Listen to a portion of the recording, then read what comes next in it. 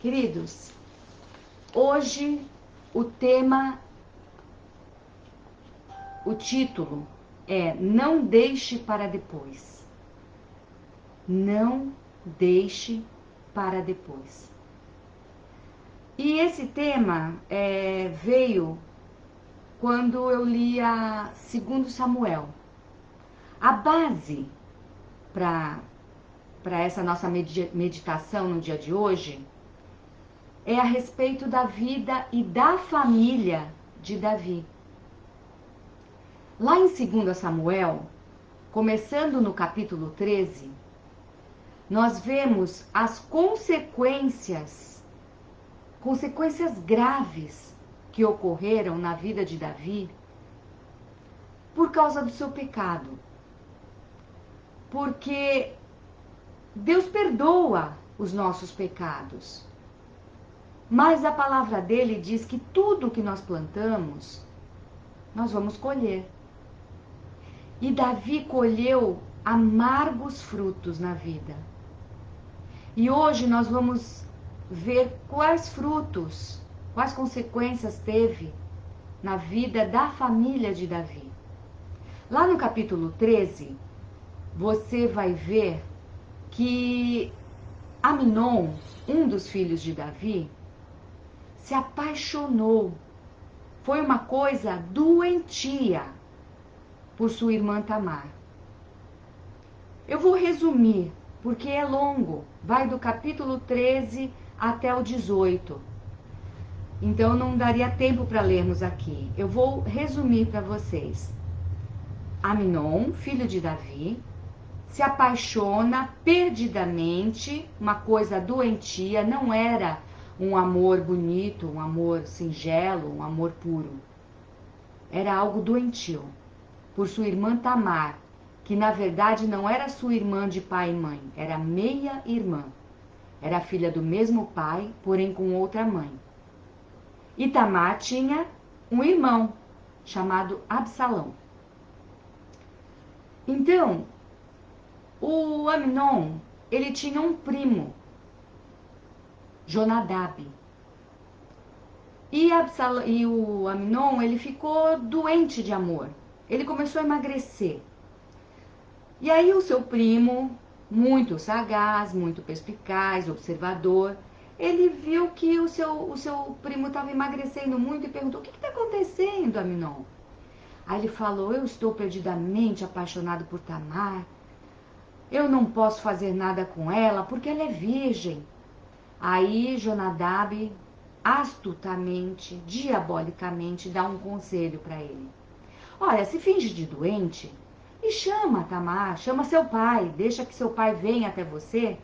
E aí você pede para o seu pai para que ele chame Tamar para fazer bolos para você na tua frente. E assim você vai dizer que vai comer, que vai conseguir se alimentar melhor. Astutamente, Amnon aceitou esse conselho de Jonadab, seu primo. E aí veio Davi, preocupado com seu filho, e ele fez essa proposta, e Davi manda chamar a sua irmã, a sua filha. Ela fez os bolos na frente dele, ele manda todo mundo sair da casa dele, atrai Tamar para o seu quarto e violenta Tamar, sua irmã, sua meia-irmã, mas era irmã. Tinha o sangue do seu pai. Mas mesmo assim, sofrendo aquela violência, depois de violentar sua irmã, ele teve aversão a ela. O amor sumiu. A aversão foi muito maior do que aquela primeira paixão. E ele mandou expulsar Tamar. E ela, chorosa, desesperada, fala: meu irmão, não faça isso. Essa segunda coisa seria muito pior do que a primeira que você já me fez. E ela já havia proposto: se você me quer, peça para o pai que ele vai me dar como esposa. Se é isso que você quer, mas não faça essa loucura. Ele não escutou, violentou e ainda a expulsou.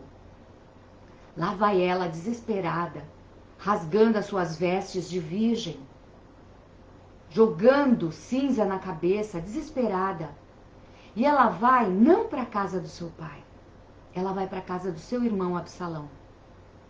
E lá, a primeira pergunta que Absalão faz é: você esteve com Amnon?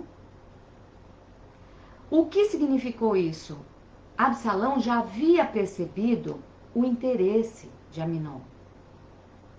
Amnon não deixou aquilo escondido, dava para perceber.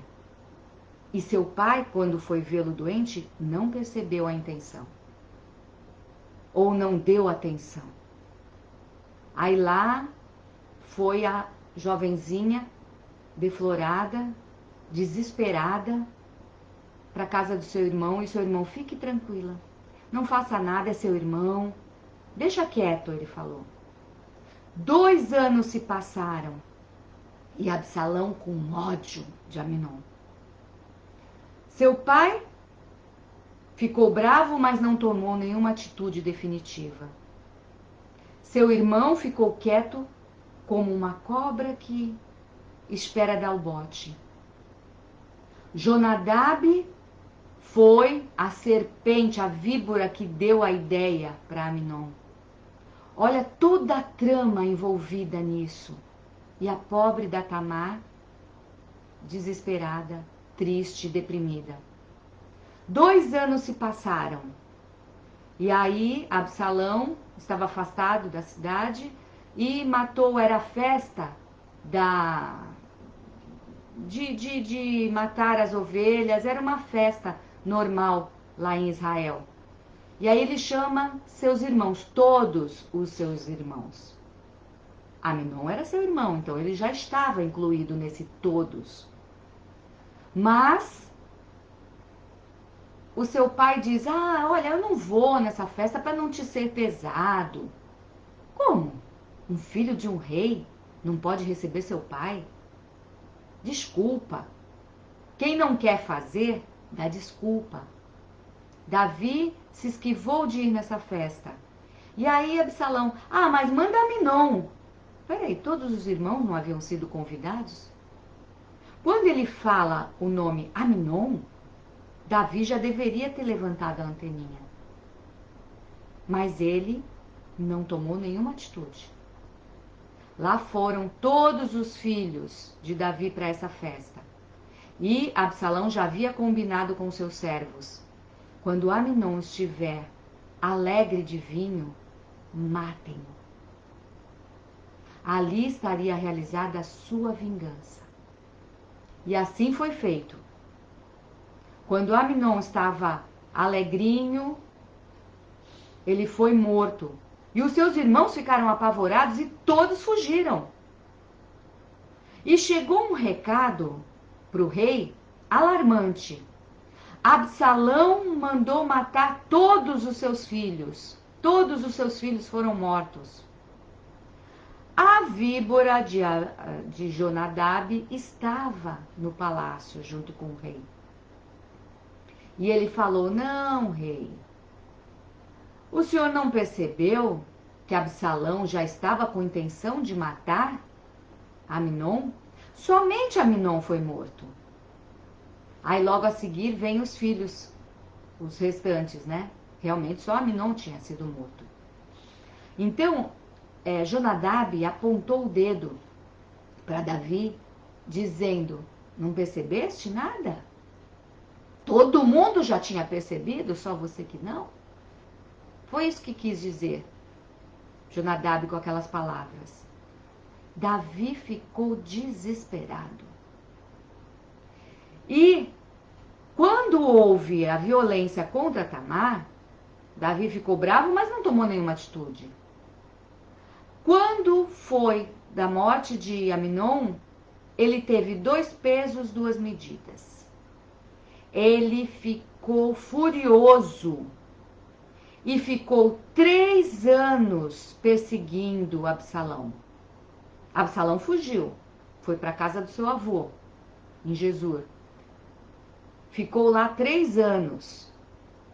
E se não fosse o general de Davi, Joabe, a fazer um teatrinho, pegou uma mulher, mandou ela ir até o rei, falar: olha, rei, eu tinha 2 filhos, eles brigaram e um matou o irmão, e agora querem matar o que sobrou, que é o assassino. Se mandarem matar o meu único filho, eu ficarei sem ninguém. Quem vai me sustentar? Aí Davi foi condescendente com aquela situação. Não, não se preocupe, eu não vou deixar matar. Aí, diante daquele posicionamento de Davi, a mulher falou: então, meu rei, o senhor está disposto a fazer isso pelo meu filho. E por que o senhor não faz isso com o seu desterrado, que estava fora das terras, estava longe, afastado, que era Absalão? Aí Davi percebeu: Joabe está por trás disso, né? Aí ela confessou. Aí ele pensou, analisou e mandou trazer Absalão de volta. Só que com uma ordem: eu não quero ver a cara dele. Não quero.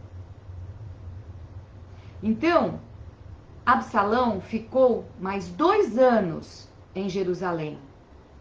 E aqueles 2 anos, estando perto do pai, mas sem poder vê-lo, foi dando um desespero naquele filho.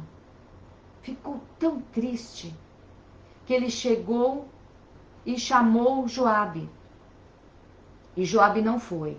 Chamou 2ª vez, Joabe não foi. Aí, para chamar a atenção de Joabe, Joabe tinha uma terra e com plantações.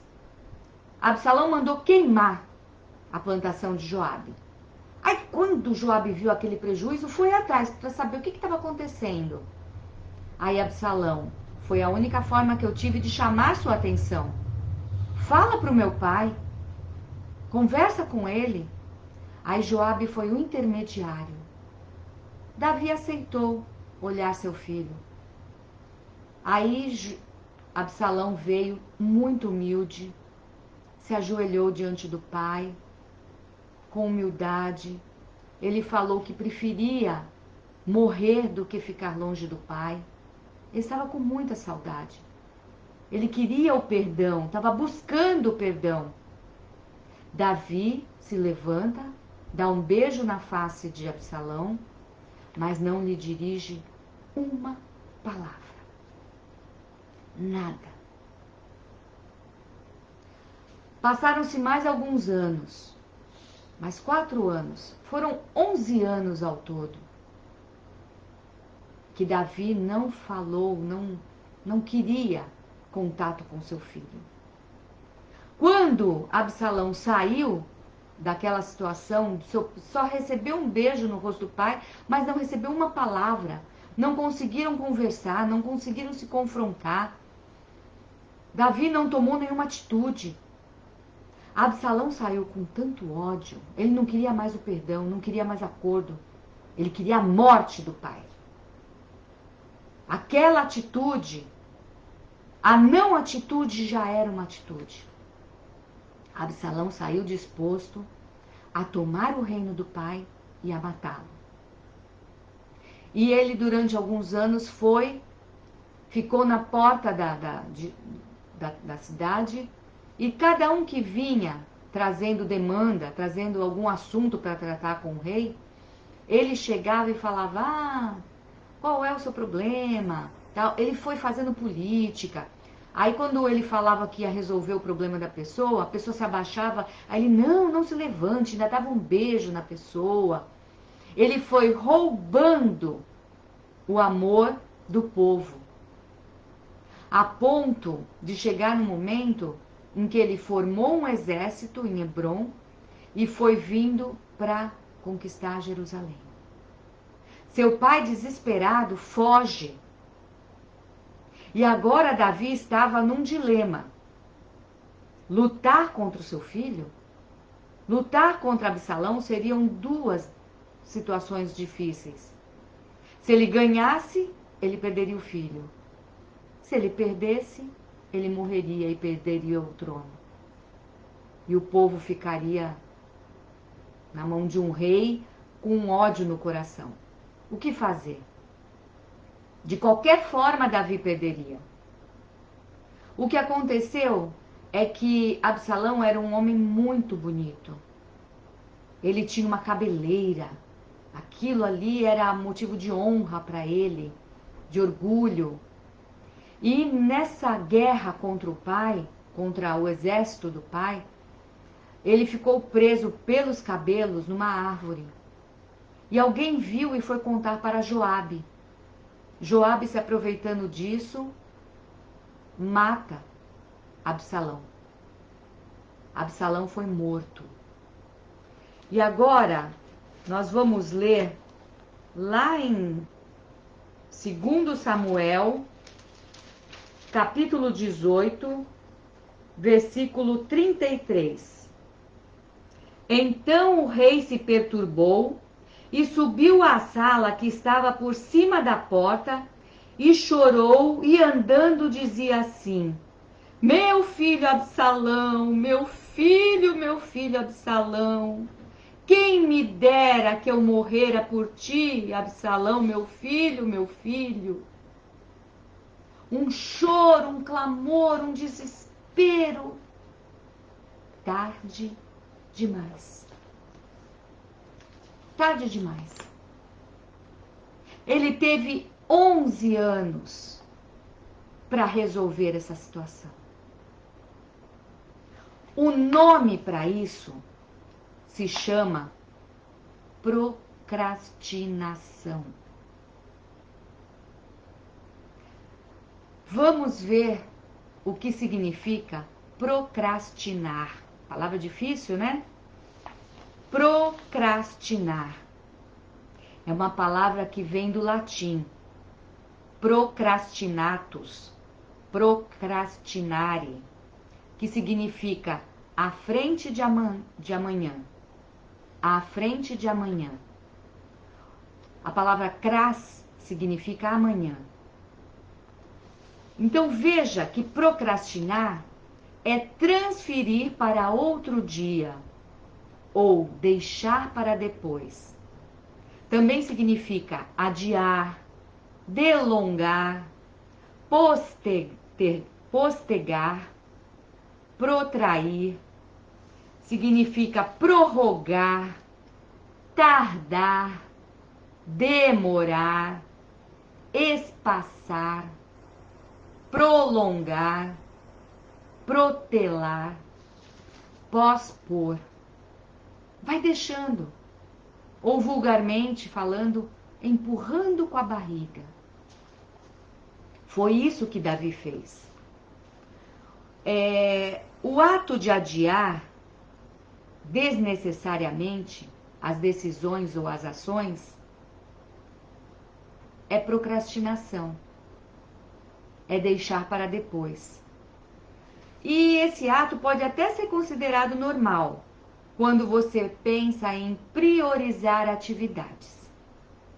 Só que ele pode ser prejudicial se você sempre adia decisões e atitudes a ponto de não resolver, de não trazer soluções.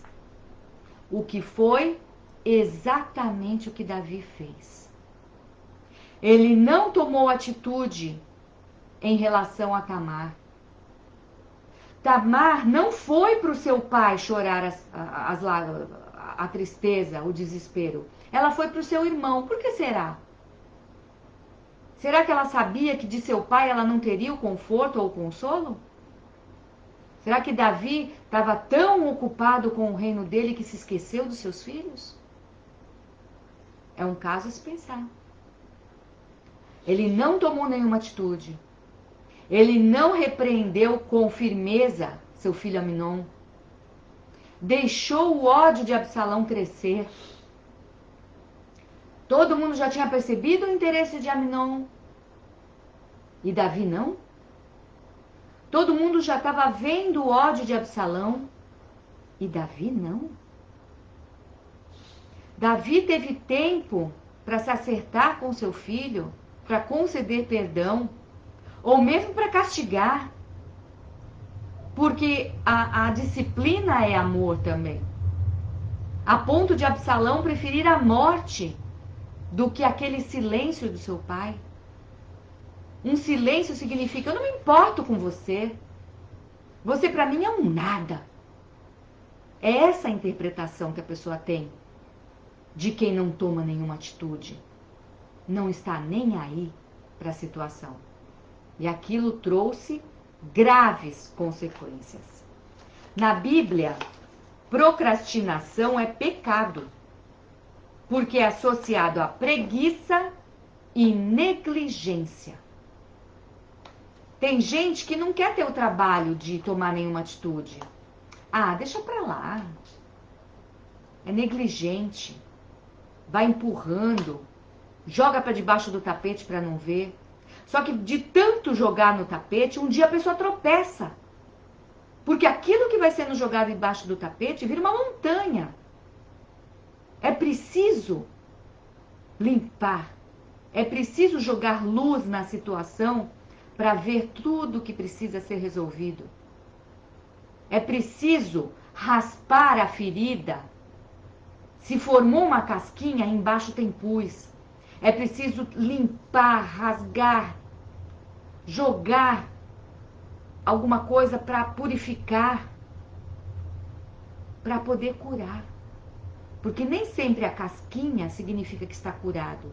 Embaixo tem pus, aquilo vai infeccionando, pode gerar uma septicemia. Quando vê, a morte já chegou. E a morte chegou na casa de Davi. 2 de seus filhos foram mortos. E uma emocionalmente morta. Então, na psicologia, procrastinação, ato de adiar e prolongar uma tarefa, criando obstáculos irreais ao longo do processo para que seja concluída. É um hábito danoso que impede o funcionamento normal da rotina profissional ou pessoal. Então, você cria obstáculos irreais. Quando Davi foi convidado para ir para essa festa, ele deu a desculpa que ele ia ser muito pesado para o filho. Filho de um rei? Dinheiro tinha. Tinha comida. Tinha bebida. Era um obstáculo irreal de quem está acostumado a procrastinar. Foi assim com Davi. Ele inventou uma desculpa. Era algo irreal. E que trouxe dano pessoal. Então, vamos ver algumas consequências no nosso dia a dia quando criamos o hábito de postergar. Notas ruins na escola, baixos salários no emprego, aumento de estresse, piora com o aumento do estresse. Quando você está estressado, você joga hormônios ruins no organismo e aquilo ao longo do tempo vai te trazendo doenças. Então existe uma piora na saúde física e também mental. Deterioração de relacionamentos, que foi o que aconteceu com Davi. E tem até no desenho animado, sabe o gato Garfield? Aquele gordinho, preguiçoso. Ele tem até um lema: não deixe para amanhã o que você pode fazer depois de amanhã. Esse é um exemplo de procrastinação. O exemplo de deixar para depois. Então, quando você cria esse hábito, as doenças que podem vir são dores de cabeça, dor de estômago, o teu sistema imunológico cai, trazendo gripes, resfriados. Aí a pessoa que está acostumada a postergar, ela também vai postergar a ida ao médico. Então, muitas vezes, aquilo que era pequenininho, que se tratado na hora, resolveria com facilidade e com pouco gasto, A pessoa que está acostumada a postergar, a procrastinar, a deixar para depois, lá na frente vai ter um problema gigante, com muito gasto, com muita dor. Não devemos deixar para depois, principalmente se tratando de saúde. Um probleminha dentário, uma cariezinha, que você vai lá, o dentista vai dizer, é essa face aqui, custa tanto. Você deixa, vai postergando, vai procrastinando. Quando você vê, perdeu o dente. Não dá mais. Um implante é caríssimo. A falta de um dente vai alterando os outros. Aquele espaço vai movimentando os dentes.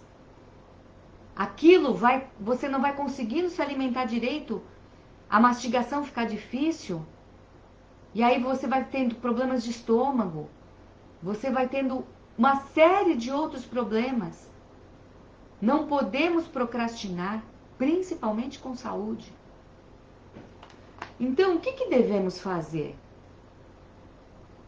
Nós devemos buscar uma rotina mais produtiva, verificando as coisas que são prioridades e não deixando para trás, nem para depois. Procrastinação, ela é inimiga da organização.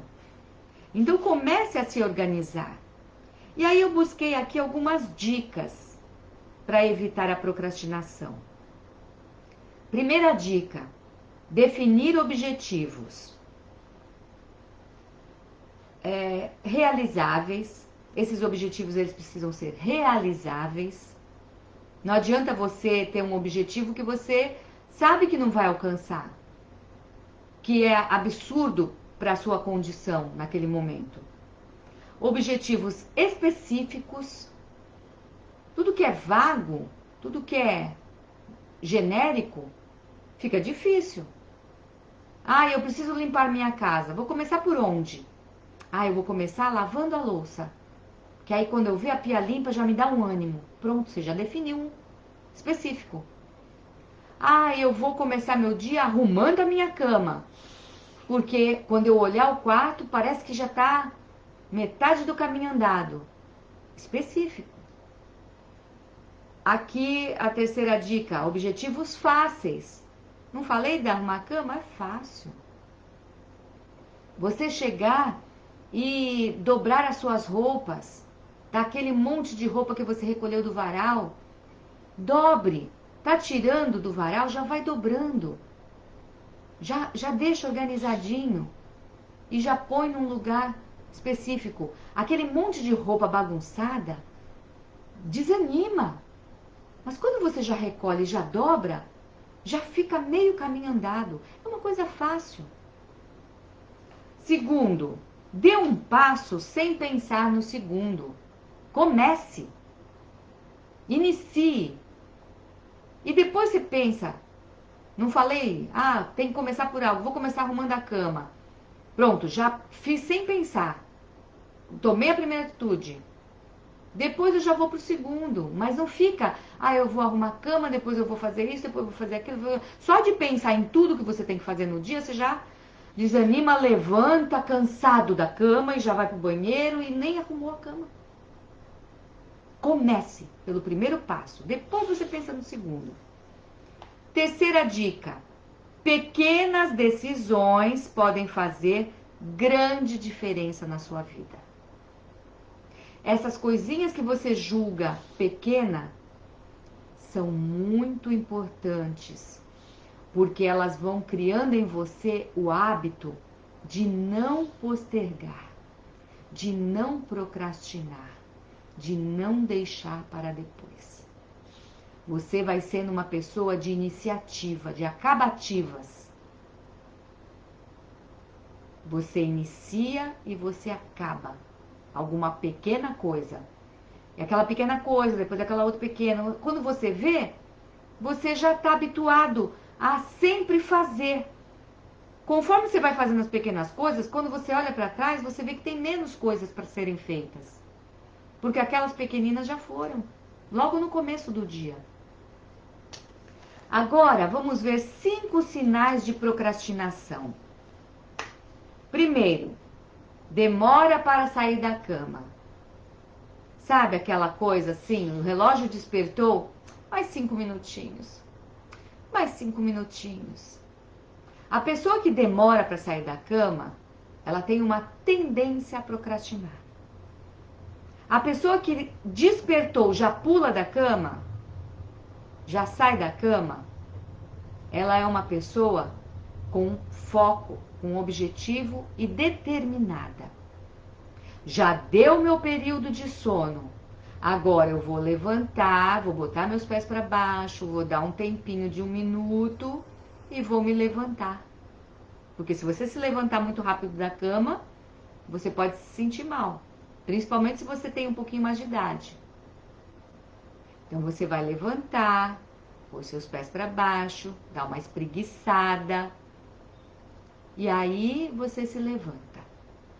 E já começa o seu dia com objetivos. Segunda coisa de pessoa hoje em dia que demonstra sinal de que é procrastinador. O uso constante do celular.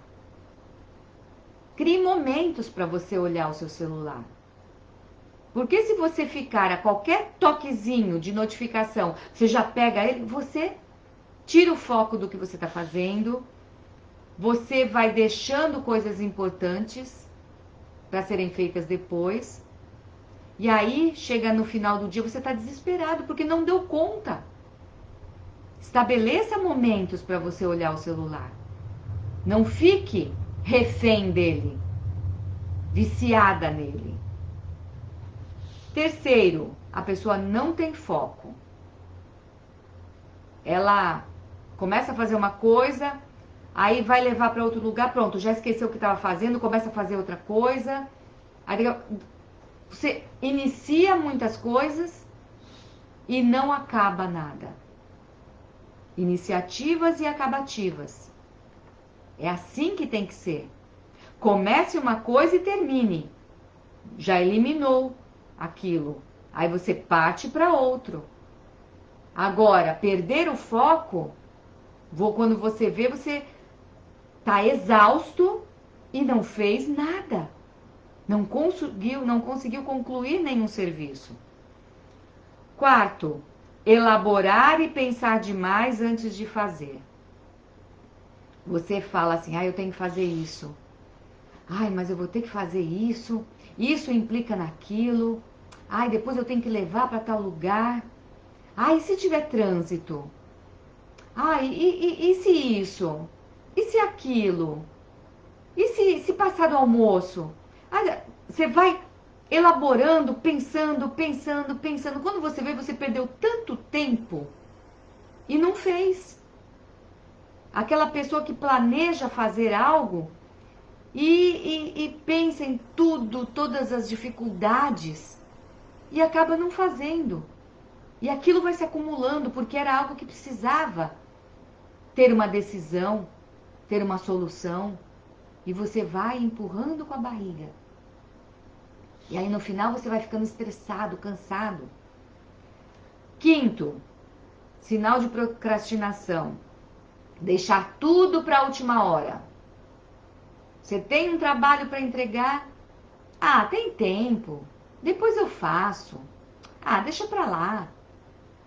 Aí chegou o prazo final, você entra em desespero. E se acontecer qualquer imprevisto ali naquele momento, pronto. Você perdeu o prazo. Acabou. Tem que entregar um trabalho na faculdade, na escola. Deixou para a última hora. Já era. Se organize. Você já recebeu a função, a incumbência? Comece a fazer. Se você fizer antes, você está tranquilo e você tem tempo para fazer outras coisas que sejam até mais agradáveis, mais divertidas. Agora, a pessoa que deixa para a última hora está sempre desesperada, está sempre atrasada. Então, tem um ditado muito antigo que fala: primeiro a obrigação, depois a devoção. Eu fico pensando que esse ditado pode ter sido feito para pessoas que... Vou dar um exemplo. Uma mulher que, antigamente, né, a Igreja Católica tinham as beatas. Então eu imagino que essas beatas podiam passar muito tempo na igreja e passavam tanto tempo que seu marido chegava em casa para almoçar e ela estava atrasada no almoço, as crianças não estavam bem cuidadas. Então eu penso que esse ditado foi feito, como é muito antigo, dessa época, primeiro a obrigação, depois a devoção. Porque as pessoas, quando elas erram nas suas prioridades, elas estão dando um mau testemunho. Porque uma mulher, por exemplo, como eu estou dando esse exemplo, que deixa de cumprir as suas funções e acha que está servindo a Deus, o seu marido ele vai ficar com raiva, seus filhos vão ficar magoados. Ela pode até estar colaborando para a salvação de algumas pessoas lá na igreja, mas a sua família está sendo perdida.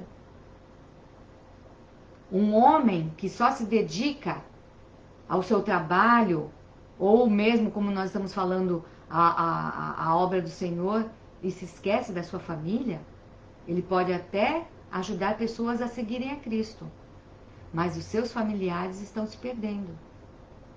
Então, aqui, ó, pessoas que erram nas prioridades. Devemos servir a Deus em todas as áreas, profissional, doméstica e estudantil. E na igreja, prestar um culto inteligente, um culto racional. Servir a Deus não é só na igreja.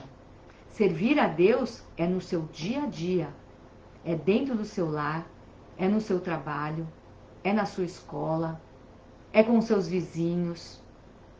Isso é servir a Deus de forma inteligente, um culto racional.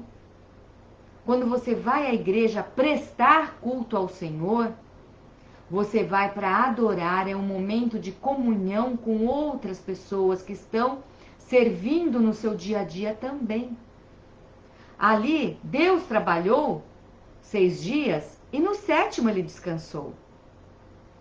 Você deve trabalhar e nos momentos de adoração vir servir a Deus e prestar um culto e agradecer pelas bênçãos diárias, cantar louvores a Deus, orar junto com seus irmãos. Ali é uma comunhão dos santos, que são santos porque eles estão se santificando no seu dia a dia, na sua casa, no seu trabalho, na sua escola. Então, primeiro a obrigação, depois a devoção. Não deixe, achando que está servindo a Deus, deixar as outras coisas. Porque servir a Deus é em todos os momentos. Então, o apóstolo Paulo, ele teve um problema na igreja, porque algumas pessoas, lá na igreja de Corinto, porque algumas pessoas estavam querendo, tinham parado de trabalhar. Estavam esperando a volta de Jesus para aqueles dias e simplesmente pararam de trabalhar e ficaram lá esperando a volta de Jesus, olhando para os céus. E aí Paulo veio e corrigiu aquele problema. Que o tempo era de Deus. Que o tempo era do Senhor. Que eles deveriam trabalhar, continuar com seus dia a dia, servindo a Deus. E que se alguém não trabalhasse, também não comesse. Porque aquelas pessoas que deixaram de trabalhar estavam se encostando nas outras.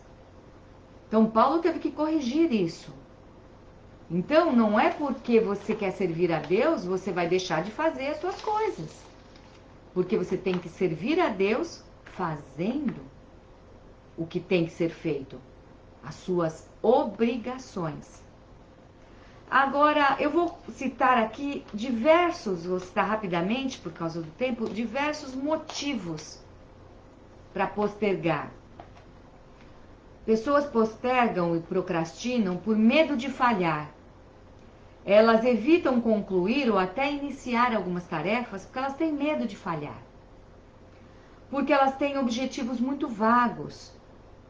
Tem que colocar prazo. Você tem que olhar e falar assim, ó, vou fazer primeiro isso e dentro desse tempo.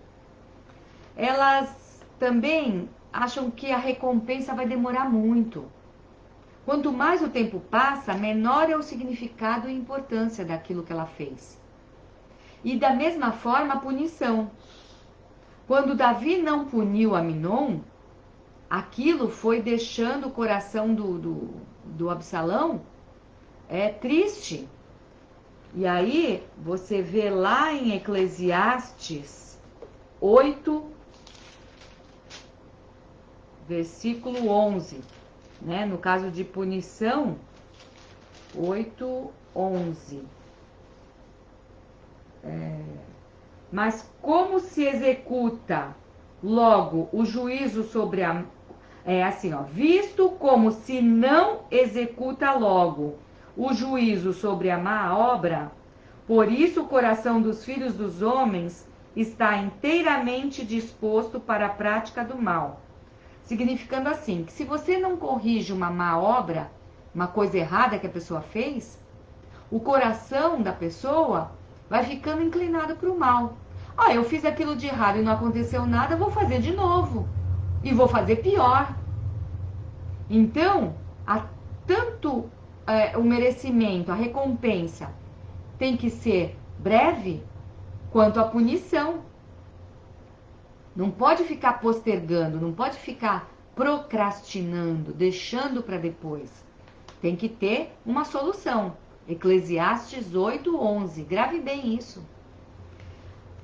As pessoas postergam as coisas por causa de uma desconexão com o seu eu do futuro.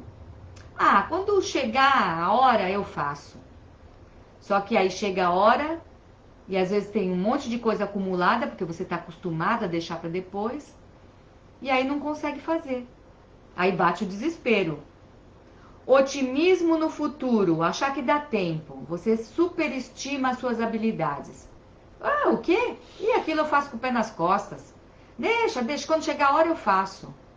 Aí acontece um imprevisto, o ônibus atrasa, um filho pega um resfriado, sabe? Acontece qualquer eventualidade, você que deixou para a última hora, pronto, já não dá mais tempo. Confiou demais. Indecisão. Fica tão preso no tempo, porque você tem tantas opções, ou as opções são tão parecidas que você fica indeciso. Escolha uma opção e defina as coisas. Não fique indeciso. Sobrecarga. Quem costuma postergar as coisas vai se sobrecarregando. Porque, depois eu faço uma coisa, duas coisas, três coisas. Quando você vai ver, a hora chegou e você tem tanto serviço para fazer que acaba criando ansiedade. Você acaba ficando com raiva das tarefas. Eu tenho que fazer tudo. Olha quanta coisa que eu tenho para fazer. Aí fica com raiva de ter tanto trabalho. Coisa que se você tivesse feito um por um, já estaria tranquilo. Perfeccionismo. Nunca tá bom. Você acha que tem que fazer melhor. Não, vou melhorar isso, vou melhorar isso. E aí nunca entrega o serviço. Sabe? Que é tanta perfeição que acaba rompendo o prazo e não entrega. Medo de ser criticado. Normalmente quem tem muito medo de crítica tem baixa autoestima, não tem confiança em si mesmo, ou cria muita dependência do trabalho dos outros e não consegue concluir os seus, porque, ai, aquele faz melhor, ai, se eu fizer, vai dizer que eu fiz de mal feito. Então, autoincapacidade, sabe? A pessoa que prefere não entregar do que, por exemplo, não fazer do que estudar para um concurso. Falta de controle, depressão. A depressão, ela causa fadiga, falta de concentração, a pessoa fica sem energia.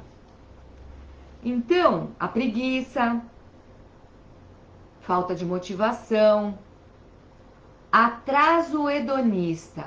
O meu prazer vem em primeiro lugar. Eu só faço aquilo que eu gosto. Aí deixo de fazer aquilo que precisa ser feito, porque não é prazeroso.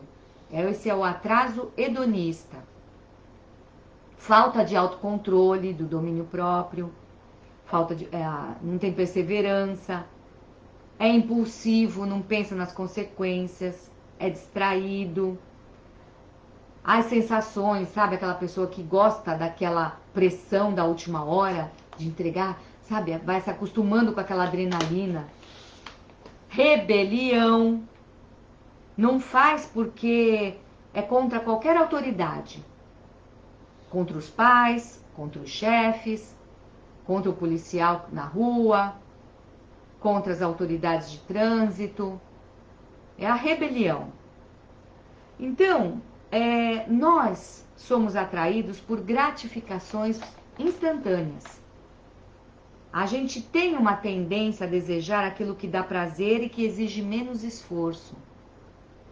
Aristóteles, ele fala: transformar ações benéficas em hábitos é o melhor caminho para deixar de procrastinar. Transformar ações benéficas em hábitos é o melhor caminho para você não procrastinar. Aristóteles, um sábio. Então vamos ver. Procure saber qual é o seu horário mais produtivo. Você é mais ágil de manhã, de tarde, de noite? Qual é o melhor horário para você fazer os seus trabalhos? Procure saber quem você é e desempenhe naquele horário. Quando é que a sua mente funciona melhor? Crie um senso de urgência. E pense também, como é que você gasta o seu tempo? Põe uma tabela de objetivos. E não faça mais do que você pode. Faça uma coisa realizável. Dá uma relaxada para ter mais energia. Descanse. Não é trabalhar também e não ter um momento de descanso. 6 dias Deus trabalhou e no 7º descansou. Inclua em tudo que você for fazer imprevistos. Então faça as coisas de forma que sobre um tempo depois.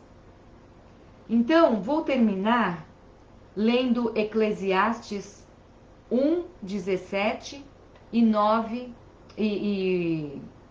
Eclesiastes 9, no versículo 10a. Tudo tem o seu tempo determinado e há tempo para todo propósito debaixo do céu.